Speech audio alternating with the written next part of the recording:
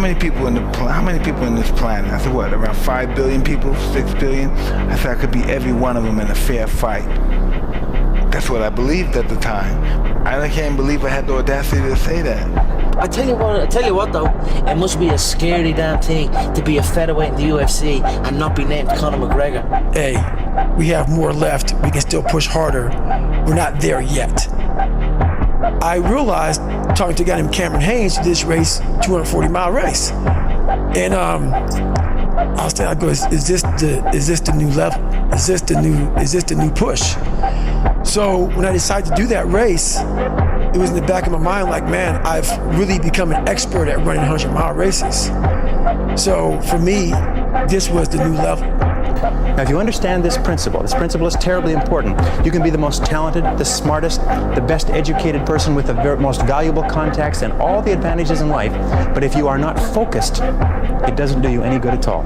I wrote in an article for the Wall Street Journal that if you do not have clear, specific goals for your life, you are doomed forever to work for people who do.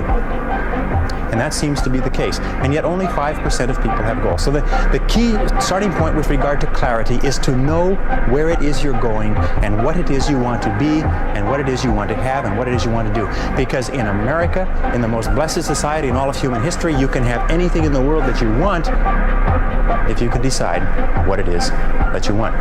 In the 17th chapter of St. Luke it is written, the kingdom of God is within man, not one man nor a group of men, but in all men, in you the people have the power to create machines, the power to create happiness. You, the people, have the power to make this life free and beautiful, to make this life a wonderful adventure. Don't cry to give up, cry to keep going. Don't cry to quit. You already in pain, you already hurt, get a reward from it. No one thought in my family that, or even through my friends or through my mum and dad's friends, whoever was around us, no one thought that we'd ever be anything. No one thought that like our art could sell and we could make money that way and we could build careers that way. What is the starting point? One step at a time, whether it's 10,000 steps or doing even a 20-minute workout. That's all people need to do to change. Because you'll start seeing results regardless of what position you're in right now. If you can just keep increasing incrementally what you're doing in terms of fitness or your business or however you, like your sleep, whatever it is that you feel is not right, you'll see the change over time. It comes, and it takes a long time. It takes a really long time, but it happens. If there is a way to beat Mike Tyson, how do you do it? Don't want to talk about that one, do you? I don't. 357 Magnum. I'm starting to think that you're unstoppable. Do you feel that you're the best heavyweight in the world, that you can step in with anybody right now? I know just a number of months ago you said just a few more fights. Are you ready right now? I feel I am the best fighter in the world right now. What's amazing about the human mind is that it becomes your new norm. Like to think that I can run 200 miles, 240 miles, and that becomes like running 50. I never thought that was possible. This is why I'm always pushing that limit, because I know that within pushing these limits, there's always more.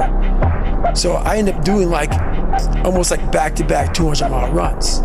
My brain can feel a certain way, but it's not going to choose how I behave all the time. I just can't let it do it anymore. When you don't feel like getting after it. You know, I put this out the other day, and I think it's important. All right, so Rome wasn't built in a day. We all know that. Everyone hears that. But Rome also didn't fall apart overnight either. It took hundreds of years for Rome to reach its peak, but it also took time, hundreds of years, for Rome to decay and fall apart. And that is representative of life, because you don't achieve worthwhile goals quickly or easily. They take time. They take struggle. They take relentless pursuit day in and day out. That's what it takes. And the top 5% are very clear about where it is they're going and what it is they want to accomplish. And when I look at unsuccessful men and women, or men and women who seem to be unhappy and floundering, I find that almost invariably they have a very, very limited sense of direction, sometimes no sense of direction at all. You see, we as human beings are goal-seeking organisms. We only function at our very best when we're working toward accomplishing something that is important to us. And in my estimation, 80 to 90% of all the unhappiness, hostility, violence, psychosomatic illness, alcoholism, drug addiction, and so on in our society is caused by people having no sense of direction. They don't know where they're going. When the alarm clock goes off in the morning, get up. Don't wait, don't hesitate. When the alarm clock goes off in the morning, get up. You should put a timer on everything that you do. You should say, all right, I have to commence. You should be a countdown to go and then a certain amount of time to get her done. May I offer a piece of advice? Stop thinking of it as a curse to have been given an enemy in life. It can be a blessing too. A wise man gets more from his enemies than a fool from his friends. And you know what? He was right. James! Come on! Listen, what? Just go easy out there. What are you saying? I'm saying look after yourself. We want you back in one piece. You're too far back. There's too many drivers in front of you. There's alls next year. So that's it? It's over? There! Fuck it! Listen, Holyfield is not the tough warrior everyone says he is. He got little nicks on him there and he quit. I got an eye, I got one eye. I got one eye, he's not impaired, he got ears. I got one eye, big deal. If he take one, I got another one. I'm ready to fight. He didn't want to fight, I'm ready to fight him right now. If you don't have a little flame, just barely, you're done. I can't light it for you. And that's the harsh reality of this life that I want to get across so fucking bad. You can watch me, you can watch you, you can watch Rogan and Cameron Haynes, all these motherfuckers, all this shit. You do all this shit. If you could keep going back and keep spending money and spending money and spending money with no results, you can wonder, wow, maybe let me go try out David Goggins. He ain't gonna help you. You have to explore, examine the insides of yourself. And what do you really want out of life? Your friend and a lot of people out here just don't fucking want it. So guess what? Have fun with your life. I take all comers, I don't duck any man. Come one, come all, because nobody could get close to me. They're not even close. I'm the best fighter in the world. Now with the situation that you have. I want to fight, and destruct the world because I'm the best fighter in the world. Thank you very much, Larry. Thank you. You're mediocre now, man. What are you fucking doing today, tomorrow, the next fucking day? I'm listening to a motherfucker who's like this, man. What's wrong, man? I'm fucking tired, dude. Why are you tired? Because tomorrow, I gotta do the fucking shit again, man. Whatever the shit is that made me fucking nauseous and sick to my stomach, it made me hurt. There's no ending. If you think showing up is winning, you've already lost the battle. People want to get a medal for doing the easy things. People show up every single day. People show up every single day and are dealing with circumstances that are beyond your imagination. They still show up. You're gonna find peace from going to war with yourself, because we all got shit. We all got shit. People look at me. The reason why my story resonates with people, because I don't hide. I'll tell you exactly who the I am. I will admit to it. People are great at hiding. So they want to just find peace. No, you gotta take your shit, fix whatever's up in you. Don't just shove it under the rug. Fix it, and then you'll find some peace later. But like, people don't want to genuinely work. That's just gonna separate you from everybody else. Yes. You gonna put the hours in to work. You gain knowledge through suffering. And on the other end of suffering is a world that very few have ever seen. It's a beautiful world, because that's where you find yourself. If you can't sit still, ignore notifications, and focus on one task for 8 hours straight, never expect to build anything great. And as uncomfortable as that is, it's also the truth. Well, there's a really important quote. If you win, you win. If you lose, you learn. Yep. And so you always win. I honestly want to be considered one of the hardest men to walk the planet Earth in the history of the world. And what I mean by hard, I'm not talking about the guy who does the most pull-ups, the most sit-ups, runs the most. Just a person who's able to overcome any adversity in front of them, to figure out a way. Hardness isn't about all this physical shit, man. Yeah, it helped me get to where I'm at. But all I was doing in the whole process, the process wasn't to be ripped. It wasn't to walk around with my shirt off. That wasn't it. I knew through the physical challenges, through the physical suffering, my mind was getting stronger. I was literally doing that for a reason. I had a weak mind. All the rest just happened to come with it. I was trying to strengthen the mind to handle all the judgment that's passed on me, perceived and not. Sometimes you make it up in your own head. I fight against my mind. Yes, sometimes it's happened. We are all human beings. We are not happy every day. We are, not in a good mood every day. It's normal. It's part of us. What do you do to overcome that? Your mental strength is coming from that moments that in a hard moments, you should do it.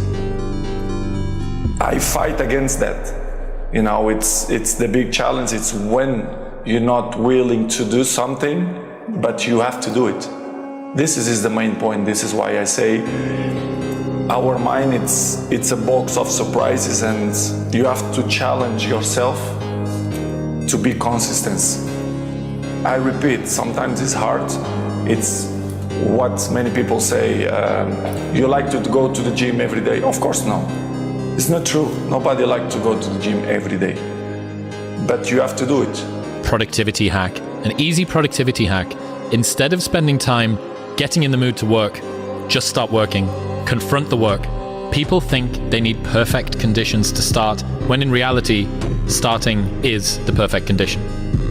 If you take an oak tree seed and you put it in a 2-foot pot, that seed will never become the oak tree that oak trees are capable of becoming, because it's gonna get stifled by the 2-foot pot. Now check this out, ain't nothing wrong with the seed.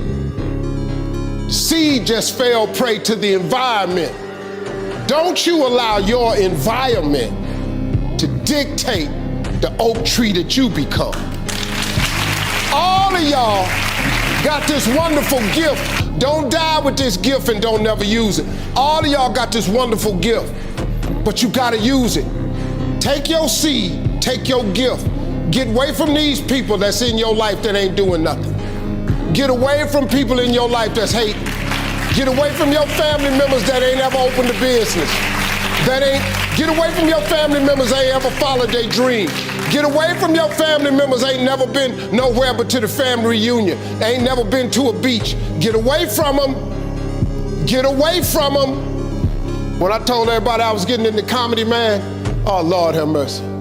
You can't get into comedy. You ain't even funny. How you gonna make money telling jokes? You are your own leader. You are your own master. And that is a big one, because we idolize so many people, and we want to be them.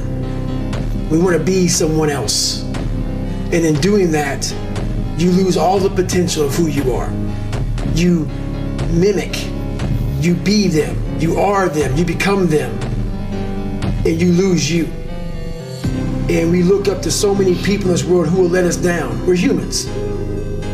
You make yourself so totally accountable for who you are. You focus on you and only on you to become the best person you could be for others.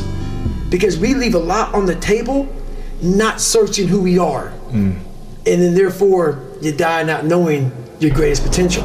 I don't want that person to come out, because when he comes out, hell is coming with him. Anyone could win the world's basketball championship. Anybody could win the Grand Slam. But it's the people that could come back from the brink of destruction and almost down and out. When your manhood, your pride, everything's almost stripped, and come back and conquer at the top of your game. Now that's the separation between a super champion and just an average champion. And when I'm in the ring, it stops. All the nervousness and tension is stopped. It's not there no more. So I'm facing reality. As soon as I get in the ring, it's a whole different story. I'm the killer there. Champion of the world, Mike Tyson. The whole world is in chess. Any move can be the death of you. Do anything except remain where you started, and you cannot be sure of your end. None of us know our end, really, or what hand will guide us there. Remember that howsoever you are played, or by whom, your soul is in your keeping alone. Doors started opening up. I stopped caring about people, that what they thought, being judged. Wow, if I say this, if I started right now, are you gonna make fun of me? I stopped caring about that. And that's when my life started really changing for me. I did it for mental. Yeah. People always say, my God, like, no, don't look at it like, I didn't care about losing weight. I didn't care about being the fastest person. I wasn't making the Olympics. I wasn't going to pros. I could barely read and write when I was a junior in high school. I wasn't going anywhere. I saw working out as a way for me to build calluses on my mind. I had to callous over the victim's mentality. So I watched these movies. I talked about Rocky last time I was on here. I always equated training to mental toughening. Like, it always looked brutal. People waking up early and doing all these things. It looked horrible. I was like, wow, man, I gotta start doing that. Not to get better, bigger, and stronger, but that is what's gonna build me. That looks uncomfortable. That looks brutal. And getting up early, I don't wanna do that. So I made this long list of things I don't wanna do. And through that, I found myself. I started, I'm like, you guys aren't doing this in high school. You guys aren't getting up at 5 o'clock in the morning, running over here in this golf course. So I started seeing myself very differently than the average human being. I was like, hang on a second. I have something they don't have. You know what? You can't fail. You can't. And change the things you want to change about yourself. Change them. I know it's hard. Am I perfect? Of course not. Do I f*** up? Absolutely. I'm just a work in progress like everybody else.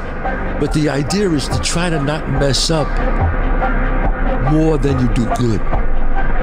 You mess up once a week, you go back on your strict diet, or you go back on your auditioning and your technique. That's the idea. But when you mess up a lot and you're only good half hour out of the day, that's not going to work. I'm talking to people who are just alive and want to be successful. Because the human mind, we already know that. That's where the questions, that's where the doubt come in. That's where you feel like you're not going to be able to make it. I always tell you a soldier. It don't matter how many scratches you got on your back. If he keep waking you up every morning, if he keep giving you the energy, you better strap on your motherfucking boots and use whatever you're going through as motivation to reach the finish line. Why would you not reach the finish line and you done went through all you done went through? There's been many days where I didn't want to work out.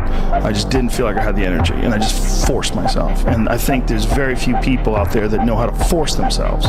That's a learned, that's a learned skill. It's that kind of discipline and focus. You have to have like real rigid requirements of yourself, where you don't allow yourself to back out of things, and you don't allow yourself to slack off. If life was nothing but green lights and we didn't have yellows and reds, things that make us pause, hardships, crises, times for introspection, then what the hell would it all be for? We need the yellows and the reds. That's how we evolve. That's how hopefully there's some ascension to our being. If we were the same person today that we were 20 years ago, then what the hell are we doing? But now you know what giving it your all is. And you will not succeed in business or any endeavor in life until that fight you just went through is applied to the same endeavor. It's too far of a world out there. And Billy, if you're trying to lose weight for the girls on the beach like you just said, buddy, you don't have enough fight. You're gonna drown right there. It's never gonna be successful. Think of that, guys. You guys are saying you're doing everything right and you're giving it your all. Come on. Your all's a lot more than you know. You got more inside of you to give. Stop selling yourself so short. Motivation comes and goes. When you're driven, whatever's in front of you will get destroyed. So I sat in this chair and I was so driven to succeed in this race. And at this time, this became a personal thing. This became me against this race, me against the kids that called me nigger, me against me. It just became something that I took so so violently personal. When you have emotional maturity, you realize that some days you're not going to sleep well. Some days you're going to wake up and you've got your schedule and everything's planned out and the poop hits the fan. And whether things go well or not that day, the emotionally mature man will still do what he has to do to stack his wins, to focus on his purpose. Whereas the emotionally immature man will say, well, I didn't sleep well, I had nightmares, so I'll stay in bed. I didn't sleep well, or it's raining outside, it's cold outside, I don't feel good. I just woke up and the airplanes hit the World Trade Center, so I guess I have to change my pattern of life. You have to stay the course no matter what. And it takes a high level of emotional maturity because your emotions dictate your motion. Hey. If you really, really think about it, it is. Everything is in arm's reach. You just have to work to get there. There is no easy road to what you want. It's a long road. Everybody that wants to do something doesn't understand the steps that you have to take to get there. It's not just in entertainment, it's in all aspects of life, man. And that's what I learned at a young age. No matter what, you can't escape work. So instead of trying to escape it, I address it from a standpoint of putting 110% into it. In any and everything I do. Anything. There is no half-ass in it. You can have anything. You can't have everything. It's that thing of just the words seem to be very important to me. The idea of saying you can work for anything in life to a kid as opposed to you can have anything is the difference between, ambition and entitlement. Ambition is when you expect yourself to close the gap between what you have and what you want. Entitlement is when you expect others to close the gap between what you have and what you want. But you have a choice to make. Do you want to sit down and go back to that guy you once were? No. So this is what it takes. It takes that misunderstanding of people, and they'll never get it because they were never David Goggins. So that is what it takes for me to do what I do. It may take you something differently. So for me, everything has to be in the study, and everything has to be into this, everything has to be, and everywhere I am, it has to be there. Me, focused where I am. That's why you're my second podcast I've done since Rogan, since the book came out. I don't have time for that shit. Because if I want to be great, I'm not trying to maximize money or maximize people knowing me. I do these things because maybe someone out there will understand me and get it and say, I can grow from this guy. And others just won't. Either you believe or believe. Don't buy into false thoughts. Jumpstart your morning. I don't have bad days, man. I may have a bad moment, maybe even a bad hour, but never a bad day. I don't, because I set my own thermostat. Ain't nobody gonna get me hot but me. Master the 3 W's. You gotta want it, you gotta work it, then you gotta win it. I know that's right. Now, how bad do you want it? Because if you want it bad enough, you gonna work it. Then if you do those two, you're gonna win. You have to envision something that is more powerful than you. Something has to get you out of bed. And you have to create it. It has to be false.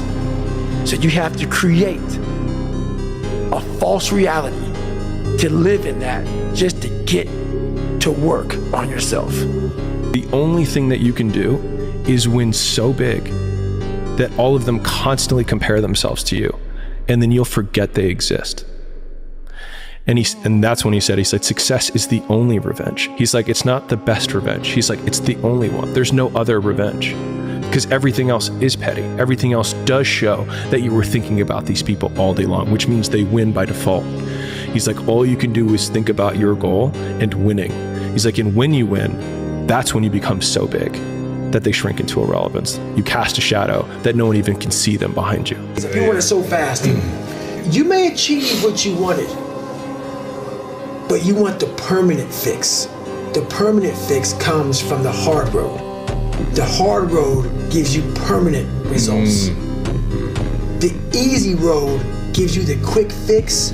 You will go back to where you started on the easy route.